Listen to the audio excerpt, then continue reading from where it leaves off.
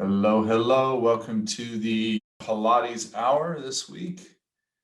Excited to see some names coming in. We got a big group today. We're over 600. Our goal today is looking to take our assessment skills another notch higher, to be able to really dive in a little bit deeper into how we look at things. How are we designing the programs and customizing them for our clients?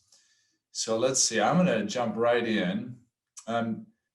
Before I do that, does anybody have like some really great news they need to share today? I was just thinking that it's a beautiful day here in North Carolina. It's sunny, it's warm.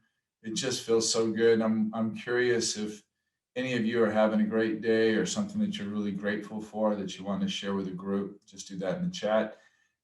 That's right, Christina. It's like that everywhere. I think we all got a little break from being sub-zero and icy rain and feet of snow to having some nice weather in the United States. So, Kathy, what is this? A friend just won $1 million. Hold on, this is interesting.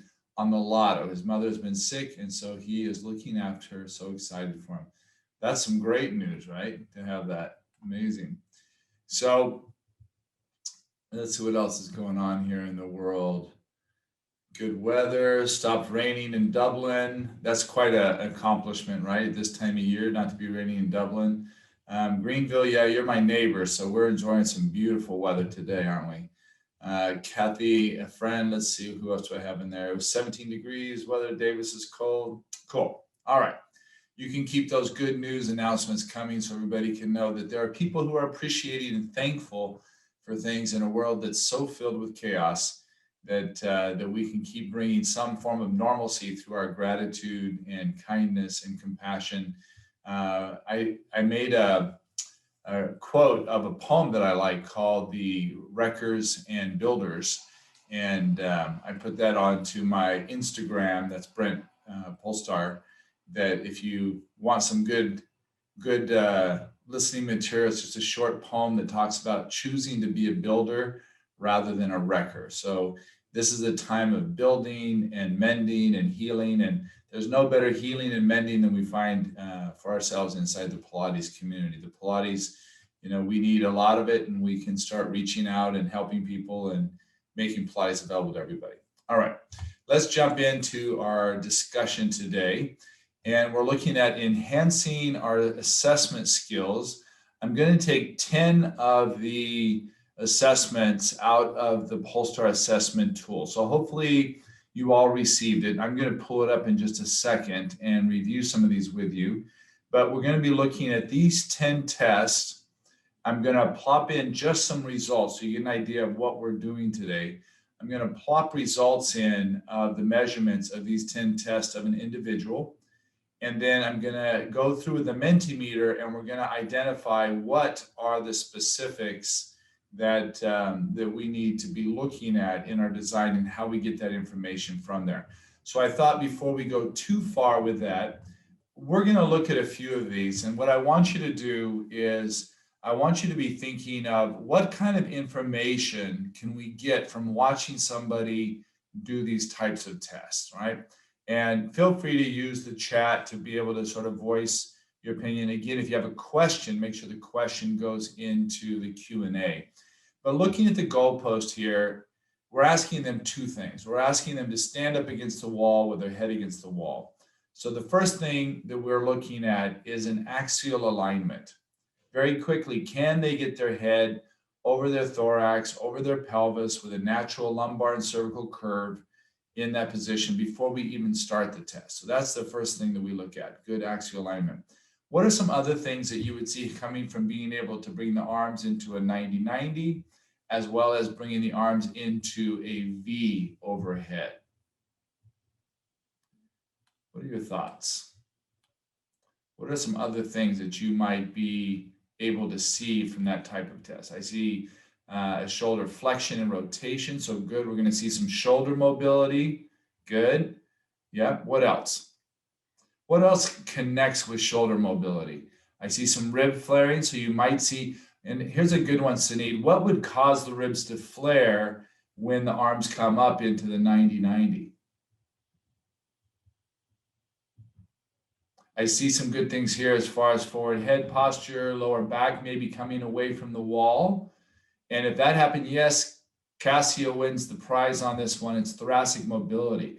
So one of the things I look at first in going into goalposts is looking at that thoracic mobility. Because if the thoracic doesn't move into extension, the head's going to come away, the shoulder girdle can't slide down into its 90-90 position, and the low back's going to come away. So I always like to look at that, and then I'll look at a couple other tests and measures to confirm my hypothesis of possibly a loss of thoracic mobility. It can also be, as many of you have already said, a loss of scapular mobility. It could be tight pectoral girdle. It could be a loss of glenohumeral rotation in the shoulder, like a rotator cuff injury. So it could be all kinds of other things. And we start ruling them out. But first we could look at it and say, do they have enough thoracic mobility to do this?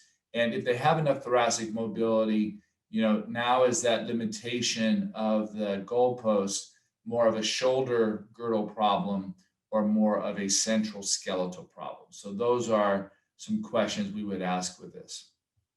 Good. Let's take a look at just sort of some faulty movement patterns that we would pick up is maybe seeing bilaterally the shoulders hiking up to do it, or the pronation of the shoulders is very common. We also see asymmetries. If you saw an asymmetry, what would you think the asymmetry is due to? So one shoulder goes back really nicely and the other one doesn't. Is that going to be a thoracic or more of a shoulder girdle? Christina's right on the money. So it could be an injury to the shoulder, right? It could be a loss of control of the scapula. It probably is going to be something inside the shoulder girdle itself, right? So it could be, again, if we saw the scoliosis or a spine deformity, we might have that asymmetry where one shoulder is being pushed, the rib cage being rotated forward. So that's a good one. So we'd look central first. Let's say that we don't see a scoliosis or a spine abnormality. We then would look at the shoulder blade. So winging of the shoulder blade, poor organization of the shoulder blade. Then we look at the glenohumeral joint. We're also interested in the history, right? So did they have an injury? I see somebody put up their nerve pain. So a brachial plexus lesion could easily cause a limitation in bringing the arm up to 90-90. As a matter of fact, in the physical therapy and medicine world, we use what's called upper limb tension testing. And one of the upper limb tension tests is to bring the arm up into 90-90 and straighten it. So a lot of people that have had a brachial plexus lesion or a thoracic outlet syndrome lose the ability to bring one side up. And so whenever we see asymmetry, I always like to remind you to put a red flag on there, right? Asymmetry means that there was an injury or there's something going on that might be challenging. It could just be a habitual pattern, as Sarah said, right? So somebody who's always using the mouse with the right shoulder, or they sleep on one side and their shoulder sort of collapse forward. So always ruling out, asking questions, seeking to understand what possibly might be causing that. And you guys put a lot of great answers in there. So again, we said central first. Is there a thoracic change or anomaly? Is there then a scapulothoracic problem? Is there a shoulder girdle problem? We can start looking systemically. Somebody said a stroke, right? So a stroke could lead to an asymmetry. Those are all really good things. And Kathy, we haven't got to Mentimeter yet. I got a bunch of Mentimeters coming up. This is sort of getting through and understanding some of our work here. So you got that right. So let's take a look at the next one that I put in my down and dirty is a full squat. So let's discuss full squat the same way, but a little bit quicker. So let's say full squat, I really want to know things like, can they keep the spine vertical? Are they able to disassociate the hip? Do they have enough ankle dorsiflexion to be able to drop down? Do they understand that relationship, right? Let's see, I got something here from Sarah. As a side, can I just clarify, is the PAT updated from the movement screening assessment from last year's comprehensive booklet? The PAT is always the most current. So just an FYI, it's always the most current. And you have the most current version of the Polestar Assessment Tool. Inside the training, we do a much simpler version to begin with to get people started with assessment, and the PAT is much more complex. So thank you for clarifying that, especially anybody that's been through our training before. So in the full squat, we look at this verticality that you're able to maintain. So a lot of people will bend forward around their back. I also don't have a problem if the heels come up, but it does tell me a lot if somebody can squat all the way down with their heels down, or if their heels come up, as to their ankle dorsiflexion. So I've pulled this version out of the faulty and I've moved it into the normal because I want to see if they have the ankle dorsiflexion, right? That's really important to me. So we check that. And then what we're looking at is, can somebody even do a half squat? So what would be some reasons why somebody couldn't do a half squat? Not going down all the way, but just a half squat.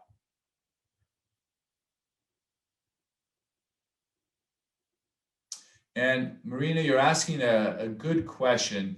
You know, there was a lot of research that looked at this idea of thinking that the knees can't go in front of the toes, or that they have to stay, the tibia has to stay vertical. And the reality is, when you look at human behavior over thousands and hundreds of years, is that that actually is a false teaching that we did in biomechanics probably 50 years ago. So what the problem was is people did not have dorsiflexion from being sedentary in their ankles, and that put undue stress on their knees. But if you have dorsiflexion in your ankles, the knees will go a little bit in front of the foot, and they will not have unnecessary stress that would lead to knee pain or knee injuries. I see some great answers in here. So, you know, knee pain is one of the ones that manifests the most. Even though knee pain and knee injuries manifest the most, what I would dare to say is that the lack of ankle dorsiflexion or hip mobility would probably tend to be the greatest causes of that. There are other things that have been imposed in these that come from us in the medical field. So if they've had surgery, a total knee replacement only is going to get 120, 130 degrees flexion. It could also be myofascial restrictions or tightness. It could be fear of falling. I saw some good things, capsular problems in the ankle, knee, or hip. And sometimes it's just bad training, like they're weak. We've seen people, Chris Powers out of USC has done a lot of research, and he talks a lot about sort of the nemesis of us with knee pain coming from weak hip abductors and weak hip rotators in the deceleration phase of our walking and jumping activities, and that's a major cause of knee pathology. So I think if you took the two things, and one of the things I always do in I think it's fundamental in Polestar, maybe because of me, but when we look at it, is I don't look at where there's pain. I look at the neighboring joints to see if there's enough movement in those areas that are able to distribute the movement, right? So one of the things we talk about is mobility is distribution of mobility equals distribution of force. So if I happen to have knee problems, and I'm having difficulty squatting, by increasing the ankle and hip mobility, I can decrease the stress on the knee and hopefully restore some resemblance of a normal squat. Great comments, guys. All right, let's go into the next one, which is a seated. Let's see. And again, I love all of these. It's just trying to find ones that we can do real quick. Seated thoracic mobility. So we're looking at lateral flexion, and the one that I have with it is rotation, seated rotation. So what do you think we would be looking at from the idea of seated rotation and side bending? While you're thinking of that, Sanid has a question. Do glutes come into the knee pain in descent on a half squat? They absolutely can. Again, I would look at mobility first, and then I would look at control, which we're going to talk about in just a few minutes, Sanid. So hang on to that question. I'll come back to it with a little more clarity. And by the way, Sarah's asking how Ted is with a total knee. He's great. He's coming to his Pilates right after today's session, and he's ready to ramp it up, and he's getting ready to do his right knee in 2 months. He's accelerating the right knee total replacement because he's so happy with the left. So that's Ted's update status. All right, so we're looking at thoracic mobility again, right? So let's say that we saw some restriction in goalpost. I would expect that the seated thoracic mobility would give me a confirmation or not that it is a thoracic restriction problem or it's a shoulder girdle problem, right? So to me, it's sort of like the check and balance of goalpost. If you want to make a little note to that, that in my down and dirty 10, I like to use the seated mobility to get an idea of how agile their thoracic is, okay? And just so you know, if we go back up and we look at the side bending, I typically like to see the elbow pointing straight up. That gives me a good idea that there's a good 45 degrees of lateral flexion. Happy with that. When we look at the rotation, I like keeping the sit bones stable. So if you're in the sit bones stable, that you would have at least 45 degrees of thoracic rotation, okay? And again, that's just a confirmation one that I like to use. All right, the next one that we look at is the Z sit. All right, so give me a little information. What do you think about the Z sit position? What kind of information are we going to get from Z sit? Or Z sit, as my friends in Australia and UK would say. Good, hip rotation, hip mobility. Both interior and internal and external rotation. So it does measure both, right? So the leg that's crossed in front is an external rotation. And some people are fine with that, but they can't handle the internal rotation of the other side. So things we look at are the sit bones relatively equal on the ground. If not, we might have to lift their sit bones up. And there's a number of Pilates exercises that already tell us that. I see some other good answers coming in. I've had people be restricted in Z-sit because of knee, ankle, and foot pathology, even big toe pathology on the leg turned out, right? If they have a little bit of stress on it. But this also gives us really good information.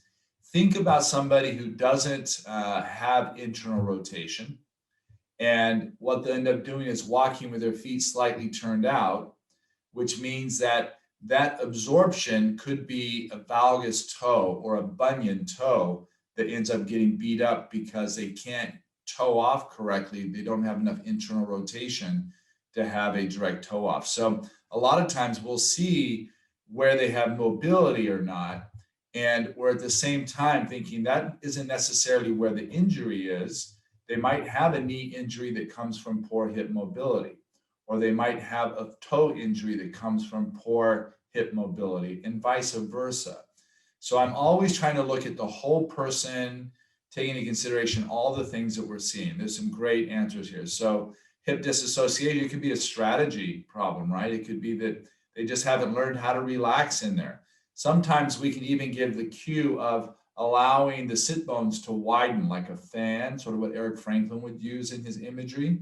And all of a sudden, when they have that image, they can sit down all the way and they can have internal rotation, because it could just be a tight piriformis that's not letting them go into internal rotation.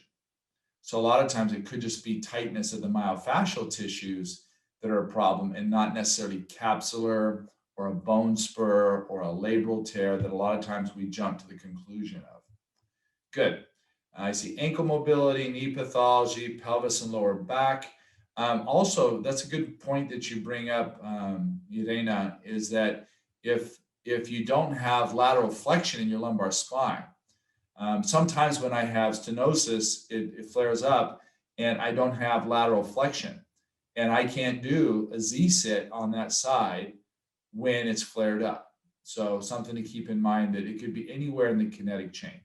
And I love that you're putting all these things out here, because this is exactly what I want to see. I want you to realize how much information comes from these things. Now, a lot of these are simple things we do in our Pilates class anyway. So whether you do a formal assessment or not, we can always be looking at their movement in the exercise and making notes of where they have restrictions and if they are mobility issues or control issues, etc.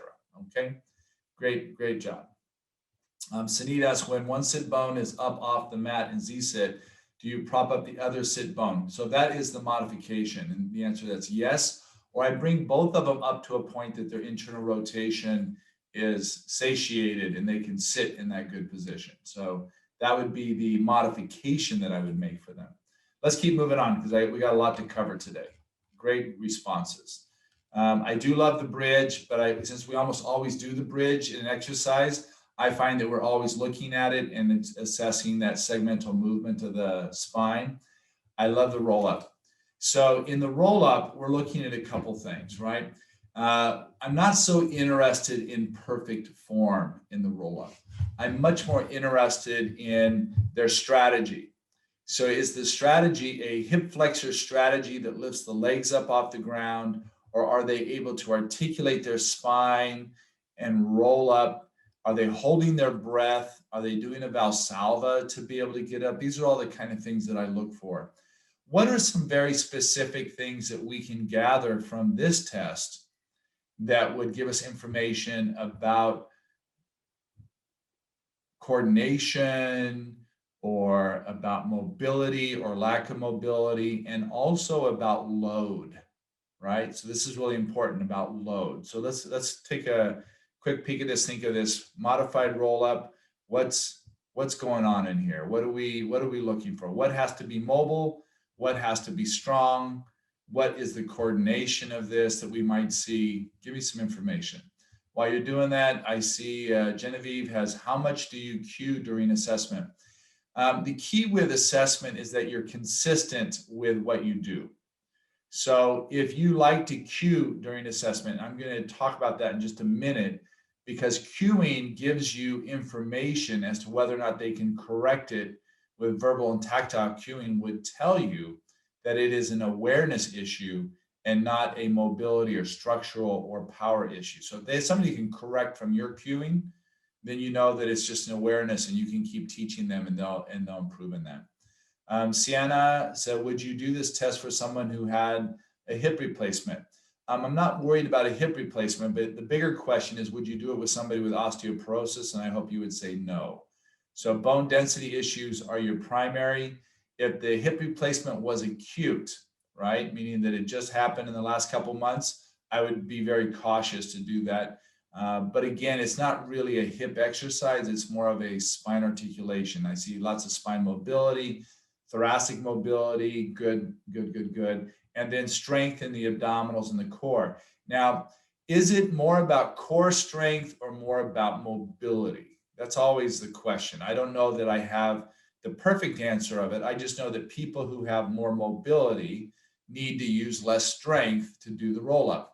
People who have less mobility have to use more strength to be able to get up, right? So I would rather be on the efficient side, which means I would err in the side of mobility. Even with mobility, it still needs strength. So I know people who are incredibly mobile and they can't do a roll up because they just don't have the abdominal or spine flexion strength. Okay. And we see that even more in more advanced exercises. So I see some of the cueing like Diana Rowe, so the navel to spine, pelvis and cement. There's all kinds of visual images that we use to try to be able to create that, or reaching the legs down or pressing the heels into the ground. These are all great ways of doing it. Now, when I'm asking them to do this test, I just tell them, lay on your back, see if you can keep your legs down, and exhale while you roll up, and let's see what happens. So I have my set of instructions. You would have your set of instructions. And then I see what they do. If their legs come up, they lose points. If they have to thrust to come up, they lose points. And today we're not really going into the grading, but you have the grading underneath each of the tests here. So if they're able to do a certain height, they get points, and we add those points up, and that's how we keep our consistency in the test. In the down and dirty 10, man, it's just like we just got to get the information very quickly and be able to look at that. So I would say the biggest one is, do they have thoracic mobility? Do they have coordination? Do they have power? Those three things, because we might find that with a good verbal or tactile cueing, and now they can do it correctly, is that a mobility, strength, or coordination issue? What do you think?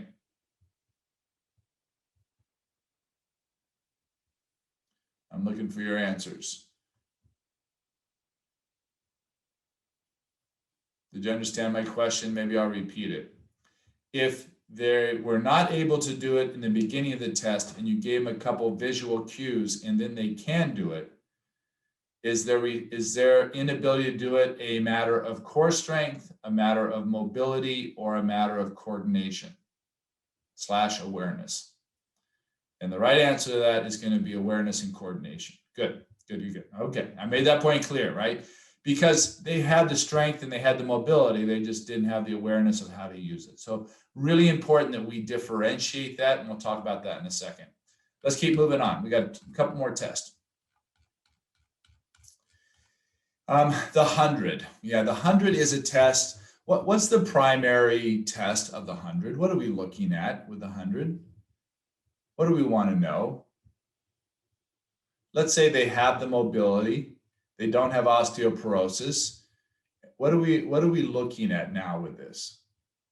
Good. So this is a breath exercise. And what I mean by that, it's a breath and an intra-abdominal pressure endurance test, right? So the idea is that, can I maintain a load dynamically while I am breathing?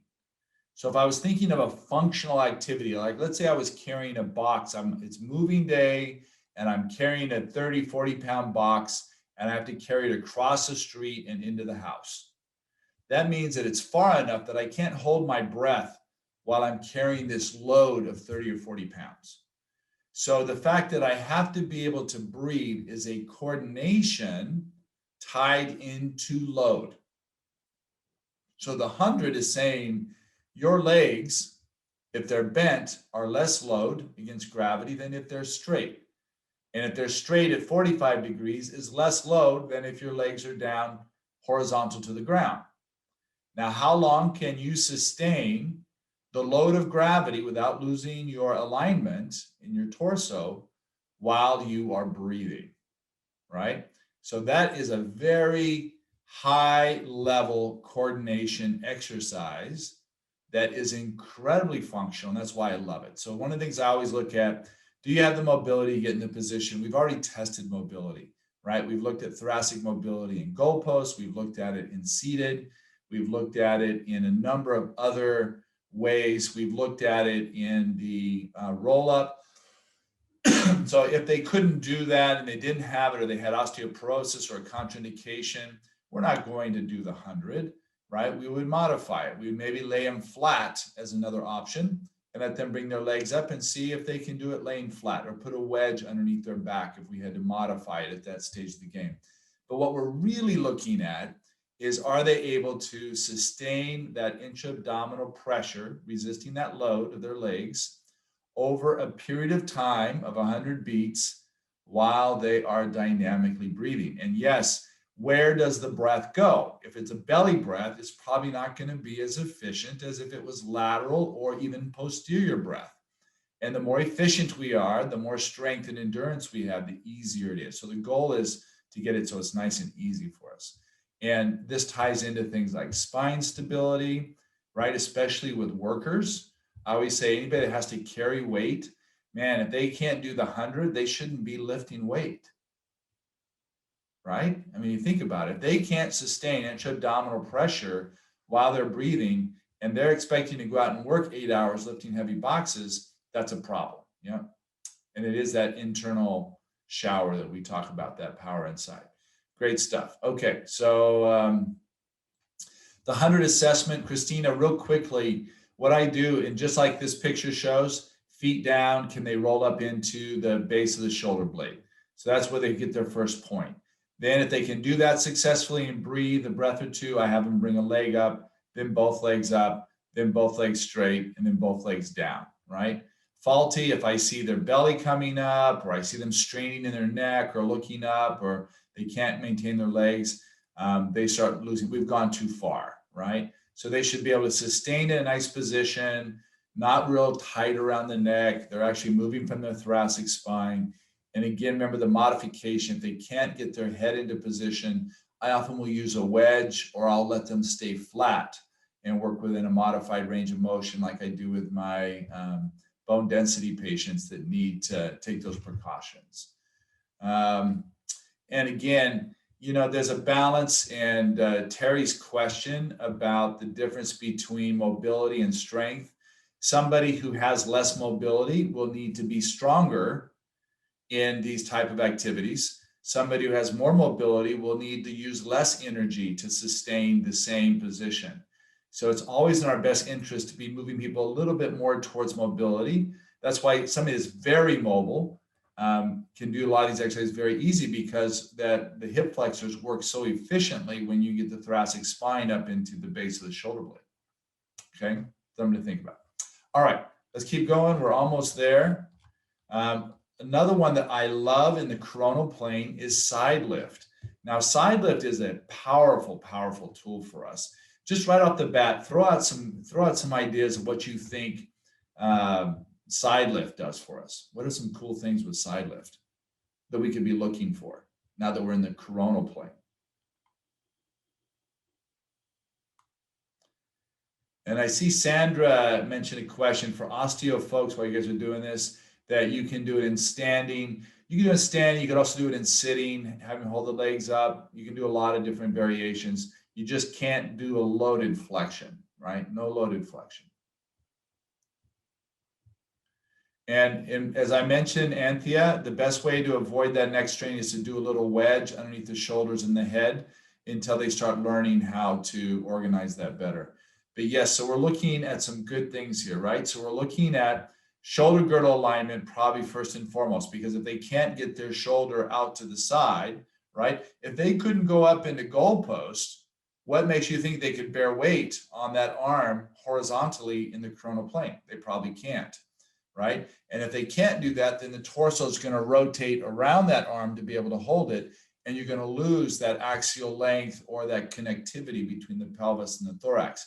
So it might not be a strength issue at all. It might be a lack of mobility in the shoulder first and foremost that doesn't allow them to come up onto that shoulder. So that's a really important one. The other thing could be they don't have enough lateral mobility in their spine, their pelvis, and their hips. They could also have weakness in their abductors. That's why we lift the leg off, the top leg off, is because somebody could cheat by using their adductors on the top leg to be able to lift up. But if they lift that up and they fall down, you know that they really don't have abduction and external rotation of the hip. And that is crucial to normal running, jumping, dancing, even walking activity if we don't have good hip deceleration from the rotation and the abduction. So it's a great test for that as well. I'm looking at a couple other things, feet and toe alignment. Do people have the right ankle mobility to get onto that fifth metatarsal? Do they have the strength in the perineal muscles of the ankle to hold them? We can look at the pelvic lumbar area. So you could be looking at instabilities in the lumbar, instabilities in the pelvis, right? So I love this test because it gives me so much information. And so it's almost sometimes a little overwhelming, but I just want to start from the top down, right? And if I can cue them and they can fix it, it's an awareness problem. If I cue them, tactile, fix it, and they can't do it, then there's another problem, right? So you have to then differentiate, is this a mobility problem or is this a load problem? I would dare to say a lot of times, since this is an exercise that is similar to standing, right, that it's probably a load intolerance outside of the shoulder alignment, which you would already know from the goalpost. So if you knew they had a bad shoulder alignment, you know they're going to have a hard time finding good coronal alignment, weight bearing on that shoulder. But outside of that, it's usually going to be a load or an awareness problem that they just don't know how to use those muscles correctly, or they don't have the strength to go up against gravity. So they could bend a knee, right? They could do it with a knee down. You could do it with a prop where they could have a box underneath their shoulder. So it's a little bit more of an angle instead of almost pure horizontal. That takes some gravity load off of them that they could then be successful with it. Find out where they're successful, right? That's what you want to know. Let's see, anything else in here? Yep. Good comments, everybody. Digging it. See, Venice, you should be able to get the PAT was sent out with the recording, but if you didn't, I will send a link to it again I think it's there. It's all, you can click on that link and that will take you and give you the latest PAT. So just making sure everybody has access to that. And yeah, I mean, the biggest thing here is looking at that whole coronal plane strength. So lateral core muscles, abductors, adductor muscles in the legs, everters, inverters of the feet, shoulder abduction, right? So it's all things in the coronal plane that we want to make sure are restored. Excellent job. Okay, last two. I have three more. The push-up, I'm gonna skip through the push-up pretty quickly, and I'm just gonna give you the answers to this because I've got to jump in the other parts of this today that we're gonna do interactively. But the plank position, right? We're looking at alignment. We're looking at power in the shoulder girdle. We can modify it by dropping the knees down. We can modify it by the range of motion. The key here is, can they keep a dynamic range of motion? One of the most common mistakes in assessing this is people assume that the shoulder blades should not move. That is incorrect. Shoulder blades should move. They should glide into a little bit of retraction as the humeral head is rolling in the push-up and flexion extension of the elbow. So it should glide. Now, what it should not do is it shouldn't wing.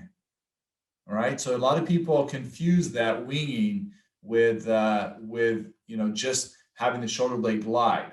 And usually the problem with winging is that the thoracic spine is flat.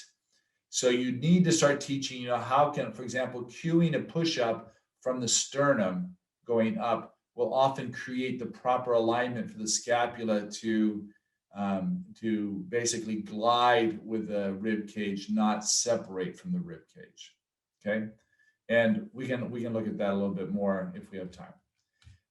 The next one is looking at hip extension. I'm going to jump there. And again, man, if you can get through all of the tests, it's great. But these are my down and dirty 10. This one, looking at hip extension. What are we really looking at? There's two things that we're looking at here, maybe three. Give me an idea what you think. So they're laying flat, head stays down, pelvis stays down. They're asked to lift one leg off of the ground without increasing lumbar lordosis, without lifting through the pelvis. So what are the main things that we're looking at here?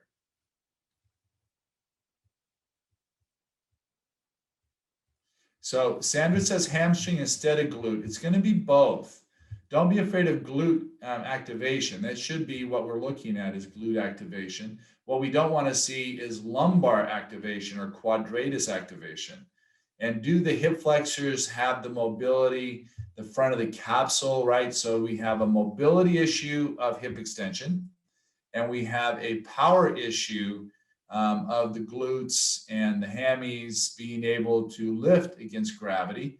And we also have an awareness issue of people learning how to do it right. So it could be any of those three. The way we rule it out is we know that if they can correct it with a cue, like one of Shelley's favorite cues that I love is when you're laying prone, if you cock the toes underneath and then you reach the heel till the knee comes off, can the knee come off the ground without the back going into more extension, and then just point the foot there in space? So you're in an active hip extension, and that tells me you have the mobility and you have the strength. You just didn't have the right strategy. You didn't have the right sequence. There are a lot of people, though, that even with the right sequence, they can't lift the leg up, telling me that structurally something's going on, right? Because if they can get their toes underneath and they can reach the knee back, I know they have the range of motion. If they can point their toes, I know they have the power. But if they can't do either of those, I'm making the assumption it's a mobility issue. The mobility issue could be due what Genevieve mentioned, an anterior hip glide, right? It could be a lack of mobility in the hip socket or a capsule restriction. It could be a pathology like a labral tear, or it could just be tight hip flexors from sitting down all the time. It's the majority of us don't have good hip extension. So this is a fantastic, simple down and dirty test, helps us out a lot. Last one, we're going to look at the SWAN. And the SWAN is a series. To me, by the time we're getting to full SWAN, we are looking at coordination. So we know already if they have power or not from the push-up. We know already if they have thoracic extension or mobility from multiple tests. We know already if they have hip extension. So really the question is, if they have all of those, can they coordinate it and push up into the swan without compromising the lumbar extension or with full hip extension, right? So those are very, very powerful tools. And this is a sort of to me, it's the icing on the cake, because in a sedentary world, the swan is and should be our movement of worship. We should be able to do the swan. And if we can do the swan, then we know that sitting is not winning, right? Sitting's not winning if you can do the swan correctly. So this is the antithesis of an anti-sedentary population to be able to successfully do this. So it's a test that I do with everybody if the other pieces are intact. And Jonathan, what I don't want to see is the lumbar curve increase from its normal lordosis. So let's say that you have a normal lordosis of 20 degrees. What I want to see is that the thoracic spine and the hips match the lordosis. So you can keep that anterior tone of the swan that would allow you to move into swan 2 and swan 3, where now you dynamically are maintaining that position. There's no collapsing into that lumbar spine that happens so often with like a cobra in yoga. Cobra is an uncontrolled swan, right? You're going into just hanging in that extension. I see a comment from Shelly. She says use all the time. She learned it from Sherry Betts, the little trick. Shelly always makes sure that we get it to the right people, the credit. But that's a fantastic tool. The one of cocking the toes, reaching the heels back till the knees come off, gives us so much great information. All right, so that's it for the down and dirty 10. Let's shift gears real quick. Remember we talked about, okay, I'm gathering information. So the first question I ask on any of these tests, all 10 or 23, whatever you're going to do, however many tests you pick out, 5, 1, I always ask, is there a dynamic alignment issue? Meaning not static, but dynamic. When they go through the squat, do they lose a natural, efficient alignment?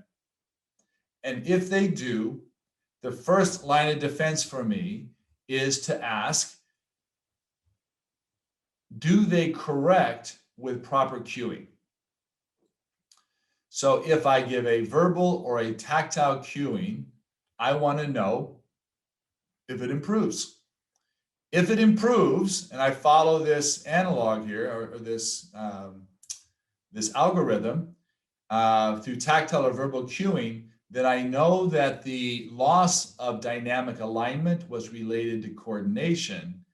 And all I need to do is continue teaching and practicing, right? This is the beauty of it. If somebody can correct a dynamic alignment postural deviation with good cueing, then you know that their body is designed to do that movement.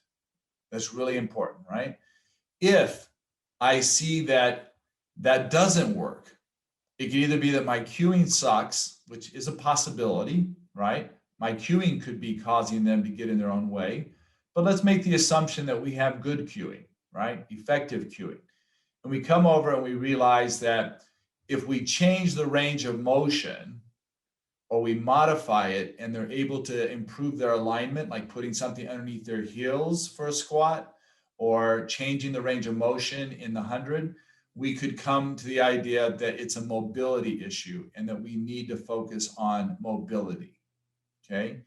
If they have mobility and they don't respond to cueing, then we can make the assumption that it is a load deficiency, right? That's sort of our down and dirty algorithm. It's not 100%, but it's up in the 90s, okay? So you're gonna be able to figure that out. So this helps a lot. You basically are looking and saying, okay, I got it.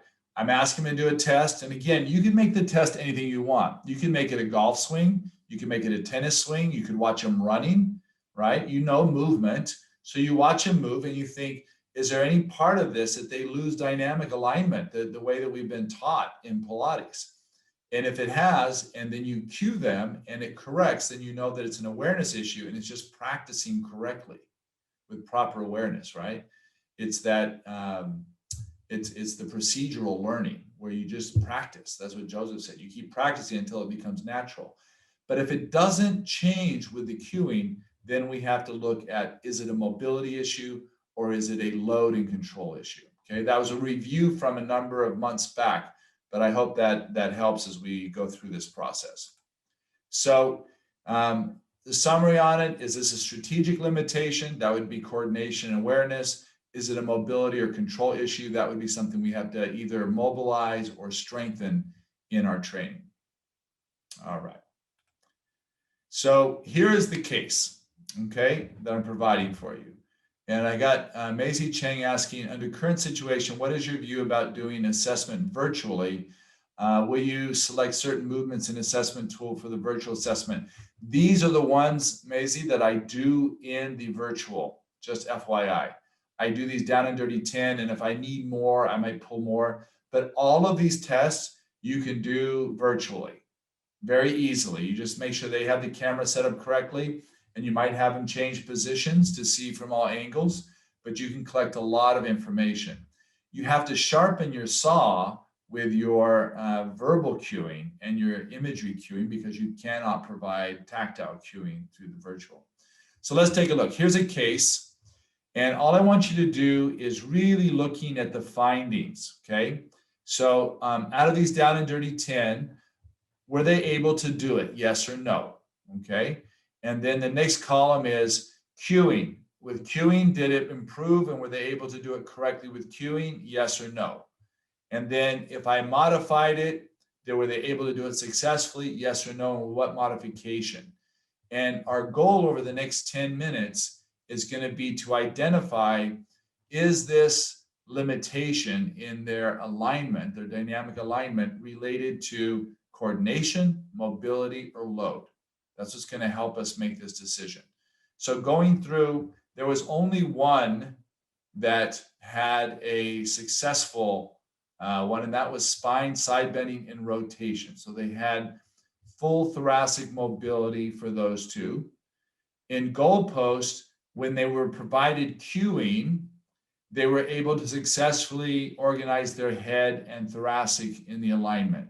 So right off the bat, you can start thinking of cueing on both of these, or mobility on both of these would tell me it's more of a coordination, right?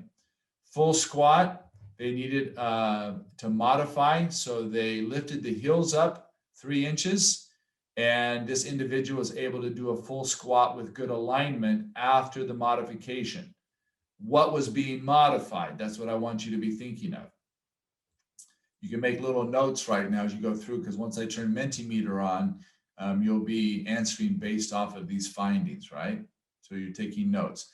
Z-sit, no bilaterally. And the only way that I could get them to Z-sit bilaterally was to put them onto a yoga block. So a 4-inch yoga block gave them enough height to be able to do Z-sit effectively on both sides, okay? Roll up, no, they couldn't do it. And cueing, they couldn't do it. But with assistance, holding onto their hands or a spring, they were able to do the roll up. So be thinking of that, right? We're talking about, is this an awareness issue? Is this a mobility issue? Or is it a strength load control issue, right? Then we have the 100. They were not able to do it successfully, couldn't do it with corrective cueing, but once we bent the knees, they were able to do it correctly. So again, think very clearly. They had the range of motion, but they had to do it with bent knees. So bent knees is a modification of mobility or load. Side lift. They were able to do it with a modification on bent knee. And we already know from above that they had full lateral flexion in the thoracic spine. So you have to determine, was side lift limited because of lack of power in the abductors, or was it a mobility issue or coordination issue? It didn't correct with cueing.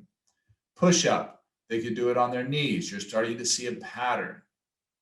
Starting to see a pattern. Things should be jumping out at you now. You should be going like, I got it, right? Prone hip extension, no. Okay, they did not, even with modification, they had negative hip extension in their range of motion. So right away, you're thinking mobility, lack of mobility in hip extension. And swan had the same problem, couldn't do a full swan, mainly because of the hips. Everything else they could correct, but they couldn't correct the hips. So the hips have to be a mobility issue, okay? So let's go to the next slide. And we'll be going over this. So here's your first Mentimeter slide. You have the number 2845388. And let's have you answer the first question of what you think about the region. We're going to go region by region based on this individual, what you think is going on with the individual. And we're going to give just a minute on each one of these so we can get through all the material.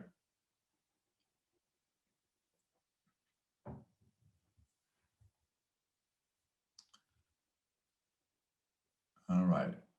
And hopefully everybody's inside their Mentimeter. If you can't get into the Mentimeter for whatever reason, do use the Q&A to put your answers down. It's fine. Melissa, let's go ahead and show. Oh, I guess I got it, right? I'm the boss today on here. Okay. So what we're looking at is head and neck region. We had, and you're a little right in both of these, right? It was clear. And when they were asked to reorganize with cueing, they were able to correct the head, neck, and shoulders in both goalpost and also in swan. So we know that they had, and then they also had the mobility in seated thoracic, side bending, and rotation. So it really was a matter of lack of awareness, and that it was clear from any kind of structural restriction, right? But they definitely would be working on that one. Good, let's go to the next one. Next one, scapulothoracic region. So be thinking of what we saw in the goalpost and what we saw with the different shoulder girdle activities, the push-up. What else do we have? The push-up, the side lift. Be thinking of what's going on with that scapulothoracic region. All right, and I'm going to show what we have. We get to 30, 40, let's get to 50, and then we'll show your answers. We're almost there, perfect. So yeah, so poor load tolerance, right? So it wasn't a mobility issue. We knew we had mobility. She just had a hard time with load tolerance. And so that's something that we could easily work on with our modifications. Great job, okay? And somebody put lack of awareness. There was a lack of awareness and she did correct with that. So that would tell you that that could definitely improve her game by giving her good cueing and good body awareness. Good information. All right, thoracolumbar region. So this is the connection between the rib cage and the pelvis.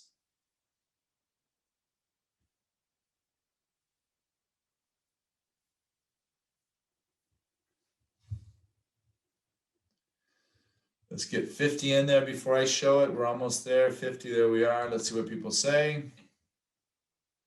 Yeah, good, good. You're getting the right idea. Now, here's a question. Some of you put lack mobility, and I want to make something clear because this is where it could be really confusing and challenging, and I get it. I get how confusing it can be. In the roll-up, she was able to do the roll-up with assistance. And every other thoracic mobility measure, she tested positive, that she had thoracic mobility, right? So there's not necessarily a structural limitation in there. The dynamic mobility could be something that she learns. That could be an awareness. So some of you are talking about awareness. We know that sometimes just teaching an image of segmental movement, of singing while you're doing the roll up, of vocalizing, that can make a big difference. The bottom line is in all of her tests, she exuded weakness in her ability to move the trunk through space in all three orientations. So she was weak in horizontal prone, she was weak in doing side, and she was weak supine doing roll-ups or the hundreds for sustained. So we know that she had a load issue. We definitely could improve the load issue through our awareness. And I also think that her mobility would increase through the awareness. So we know that she didn't really have any structural problems that we could see. It was just going to be a matter of conditioning and training. So those of you that said clear, you're right in that sense too. There was nothing that we would consider a red flag that needs to be sent out. It just means that we need to modify her exercises until she can successfully do them and bring the resistance up as she gets stronger and stronger and increase her challenge. All right, hip region. There are some good things inside the hip region that we need to look at here. So this one should be really clear. Remember Z-sit, remember hip extension, remember swan. What were some of the restrictions in those tests and measures for her? All right, let's take a look. You got it, right? So this was a good example of mobility. We don't know why. Again, we haven't evaluated if it is a joint problem, if it's a capsular problem, if it's a myofascial problem, if it's a fascial problem, restriction across the front of the hip. We just know that every test we did, she did not have mobility in internal rotation, external rotation, and hip extension. And we do have a test for hip abduction, adduction, which we did not test. And we could also assume that she wasn't very strong because she had to go to a knee and side lift in her hip abduction. So that's something, if you did put load tolerance, you would be correct in her abduction, adduction, right? But first priority, I would stick with the idea of mobility, okay? Very good. Let's go to the last, there's two more, the knee region.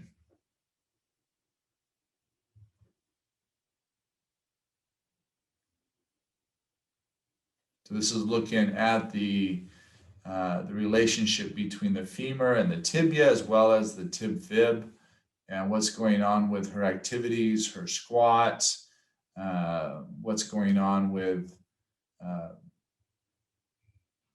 the Z-sit area, the Z-sit that we might be concerned about. And the funny thing is her complaint was knee pain, just putting it out there for you. All right, so this gets a little tougher, right? So we don't really think that she has a mobility issue, but you wouldn't know. In the next slide is going to give us some really good information, I hope. And I don't know that she has a load problem with the knee. I think the problem really comes down to mobility somewhere else, right? Before I throw up the next slide, does somebody want to tell me where they think her greatest mobility challenge is besides in the hip? You got it. Thank you, Poppy. It's the ankle, right? So let's go in there next and take a look at that. So quickly pop down what you see there. I gave you this answer. You should be able to throw it in there.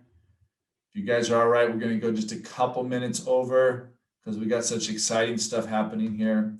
Yeah, this is a mobility issue, right? So she didn't have an ankle problem, but when we put her up 3 inches, her squat was perfect. So she no longer complained of knee pain. She didn't have a limited knee range of motion.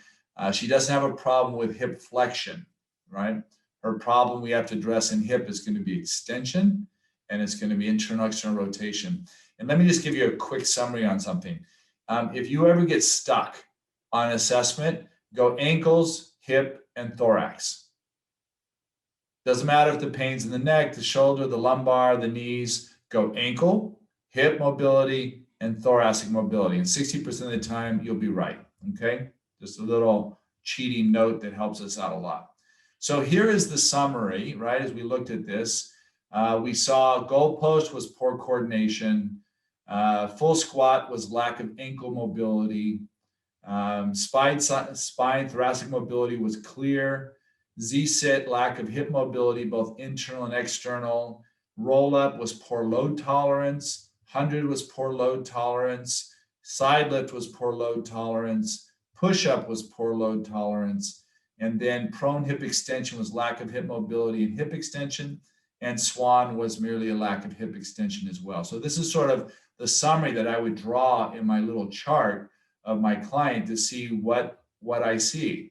And if we go to the next one, right, get your Mentimeter back up, identify your top 4 goals for the intervention with this client. What would you look at as being your primary objective of getting this person to work? Now, I didn't give you the full client like I normally do, where I give you what their subjective desires are, what their history is, but just play along with the game here and think of what are you going to prioritize?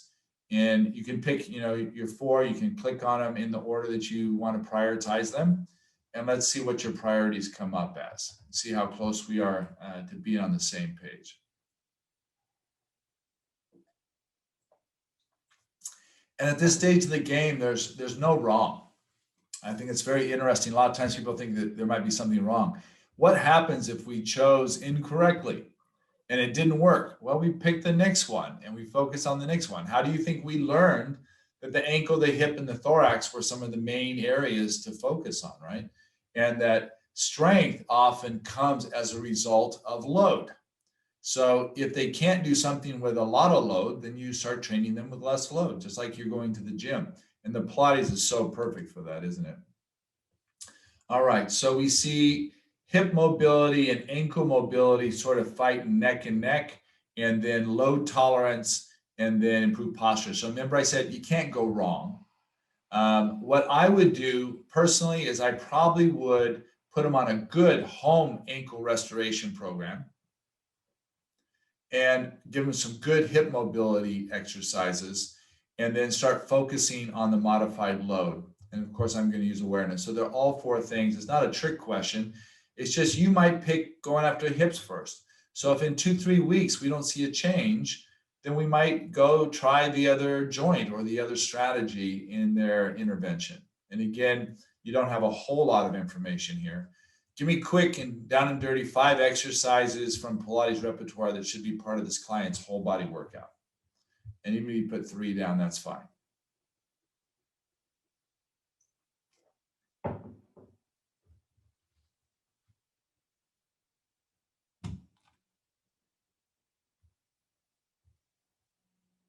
It should just roll off of your fingertips.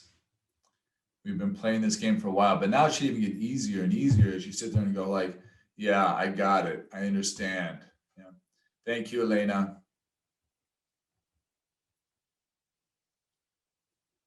We always send the video recording afterwards. Everybody's registered whether they attend live or not. And we also have, usually some goodies that go along with it. Like this time you get the PAT that you can use and start practicing with. All right. Let's get a few more in there. Right now we're about a little over 10. Let's see if we can get at least 20 programs in there. See where we're at. You're welcome, Elena. All right, let's see what people are saying. All right, so footwork, maybe getting the ankles and the hips. Scooter, mermaid, great for getting the hip openers. Maybe starting with a modification, gradually working up from that. Femur arcs, roll up, bridge, Z-sit, swan, plank, right? You can pretty much know that the tests tell you what exercises we should be doing, right? Because they didn't do well with the swan doesn't mean we don't do the swan. It means we do the swan, right? Or because they didn't do well with hip extension, then we should do hip extension. Now, one of the things I like to do, for example, think of the barrel. The barrel is a fantastic, or the spine corrector for people that lack hip extension. They can lay over the barrel, prone, and they can work on their hip extension strength in a negative space. Right. I use that also for the thoracic mobility when they don't have good thoracic extension. They can lay over the barrel and they can at least work their extension muscles coming up into a negative space, even if they don't get to neutral. At least they're working, getting some strength. Good. We're seeing some nice, well-rounded programming showing up here. So thank you. Yep. And you're right. All the tests could be the exercises themselves. And again, a well-rounded program is going to address all of these issues, right? What I would suggest now as we look at the very last thing we're doing today is looking at the home exercise. So now I want you to create, give me a list of 3 home exercises that primarily focus on the 3 deficiencies we identified. So ankle dorsiflexion, hip extension and internal external rotation, and then the control of the trunk. So let's see if we can come up with some quick exercises. The last Mentimeter slide we have for the day. I appreciate you hanging in with me a couple extra minutes. I knew we would probably go long just because of the time it takes to go through the PAT. And again, today we only did the down and dirty. So You get the idea. We have full courses that are coming up that will be going into full assessment, and the pathokinesiology series will be coming up and available probably the next couple months, and that'll be a fun one to sort of compare to what we've learned in our webinars over the last year. All right, here we go. So modified squats, mermaid on the mat, swan, good. Chest lift, good. Get the abdominal control, chest lift, bridging swan. I want to make sure that all of you know that squats need to be in there somehow, and loaded ankle dorsiflexion have to be in there somewhere. So we're going to do that. And a lot of times when I do the squats, I do give them like a half roll or a phone book or a mat that's rolled up, and have them practice the strength of the squat with their heels up. And then as they get that strength and they can do 10 squats without too much discomfort, then I have them drop down half an inch. And they do it again until they get the strength and the mobility in their ankle there, and they start adapting the ankle dorsiflexion. I also like to have them bring the foot up on top of a table or a chair and have them lean into it. I love using the Pilates chair for that, where they can just put their foot up on the top of the seat of the chair and lean into it and get that dorsiflexion into their ankle. All right, you guys got it. This is looking good. Thoracic mobility, extension of the hip, squat, ankle range of motion, hip mobility, using our same test that they can do on the mat exercises at home. Fantastic. 50 responses. I can't ask for more than that. All right. So that leads us just to, we don't have time for any more Q&A. I think we've had a lot of Q&A. I do have a number of activities that are coming up in the near future. If you want to just take a quick look at that, see if anything jumps out at you. We will be sending it with you in the letter. I want to again thank you for your patience and for sticking with me a little bit longer on this one. There's so much to do and so much to cover. So it's been great. I'm going to stop sharing and just let you know that great as always. I love doing these webinars. I hope that you enjoy them, that you feel edified, you get to participate, that you're thinking, that you're able to start feeling that synchronicity of with other people that are looking the same way all over the world, looking at how we can be better Pilates teachers, how we can really make a difference. So with that being said, have a great weekend. Please choose to be a builder, not a wrecker. Be positive in your community, especially in our Pilates community, ways that we can improve all the things that we participate in and really seek to understand. And with that being said, I'll see you next Thursday. Actually, I will not see you next Thursday. Next Thursday, I will be filming for some work with Pilates Anytime during this time. So hopefully we'll have some good content on my personal experience with my hip replacement and the different stages of pre and post Pilates for a hip replacement. So that'll be something available through Pilates Anytime.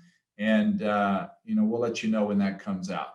So thank you again. We'll see you the following week. We have some exciting programming coming up.